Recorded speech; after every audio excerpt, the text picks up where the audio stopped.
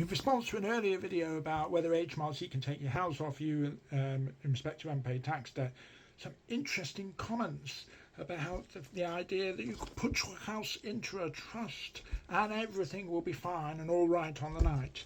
Well, as I mentioned in the post, if HMRC makes an individual bankrupt, then the trustee in bankruptcy can potentially repossess the house, and if it's a matrimonial home, after 1 year the interest of creditors become paramount, and it is therefore, unless there are exceptional circumstances, quite difficult for the bankrupt to avoid repossession, or at least to repay their interest in the house. Now, this notion of transferring property into a trust, ignoring the nefarious nature of that, in other words, it's clearly improper, inappropriate, unethical, or whatever word you want to use to describe, to transfer assets to try to defeat creditors. That's clearly a complete and utter non-starter from start to absolute finish. But nevertheless, let's examine exactly how that would be dealt with by the trustee in bankruptcy.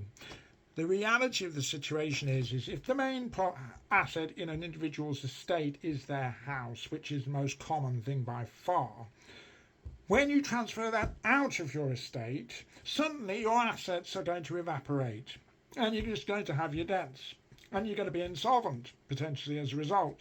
So the point is the manoeuvre where you take the asset and transfer it into the trust.